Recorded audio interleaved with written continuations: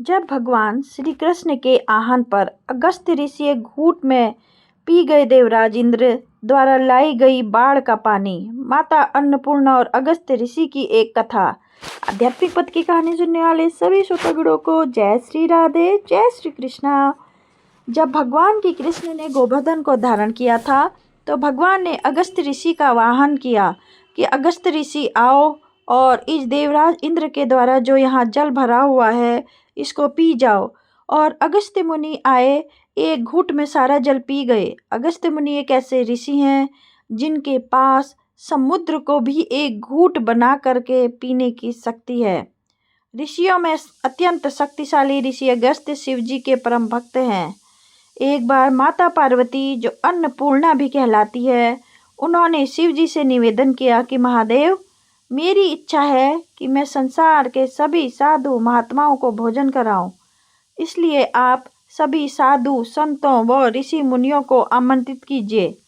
इस पर शिव जी ने जो प्रतिष्ठित संत व ऋषि मुनि थे उनको स्वयं बुलाया, कुछ को बुलाने गणों को भेजा। इस प्रकार से संसार के सभी साधु संत व ऋषि मुनियों को आमंत्रित किया। लाखों साधु संत व ऋषि मुनि एकत्रित हो गए। माता पार्वती ने सैकड़ों व्यंजन भरपूर मात्रा में बनवाए, जिनको खाकर सभी साधु संत व ऋषि मुनि थक गए, किंतु व्यंजन ज्यों के त्यों ही पड़े रहे। माता पार्वती ने शिव जी को ताना मारा, प्रभु, ये आप कैसे कैसे महात्मा लेकर आए, जरा जरा सा खाते हैं। वो देखो मेरा सारा अन्न बचा पड़ा है। कोई ऐसे महात्मा लेकर आते तो ज़्यादा मात्रा में खाइए। शिव जी ने कहा, देवी तुम अन्नपूर्णा हो, तुम्हारा अन्न कोई तोड़ सकता है क्या?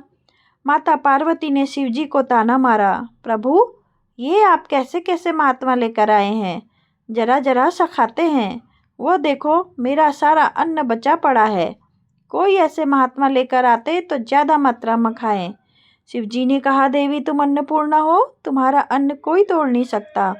शिव जी सीधे अपने परम भक्त अगस्त्य ऋषि के पास गए और निमंत्रण दिया कि हमारा आतिथ्य स्वीकार करें।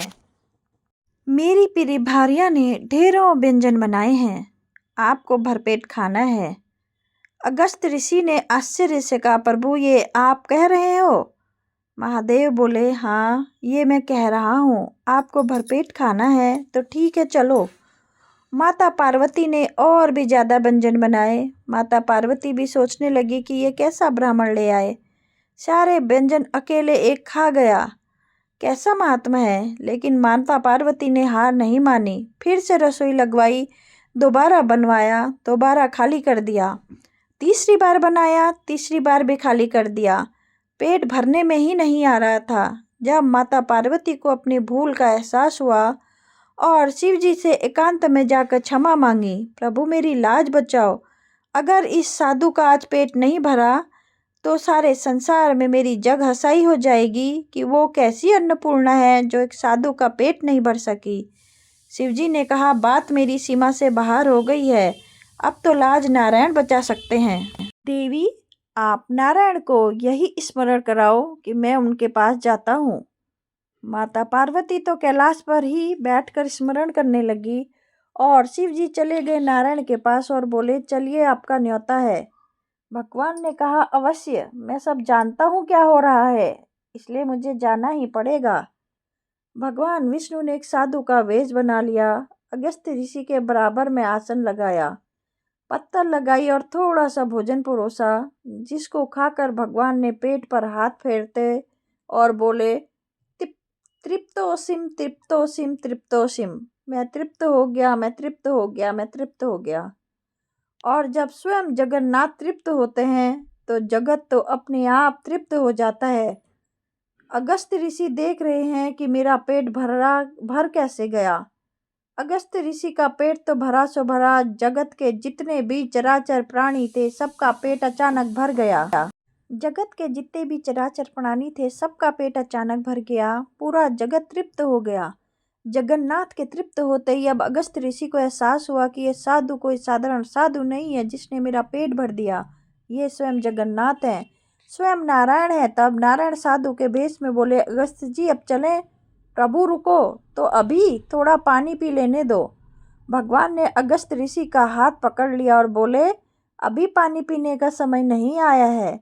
द्वापर के अंत में मैं गोवर्धन लीला करूंगा, उस समय तुम्हें भरपेट पानी पिलाऊंगा। चलो, ये पार्वती जी का पीछा छोड़ो।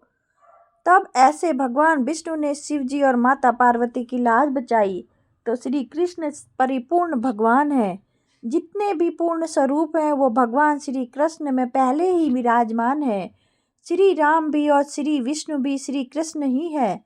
तो श्री विष्णु ने जब कृष्ण अवतार में गोवर्धन लीला रची और इंद्रदेव ने अभिमानवश पूरे ब्रज को वृष्टि करके पानी से भर दिया और श्री कृष्ण ने देखा कि चारों तरफ जल भराव हो गया है, तब श्री कृष्ण ने अगस्त ऋषि का आह्वान किया। तब अगस्त जी आए और सारा जल जो ब्रज मंडल में भर गया था वो सारा जल पी गए।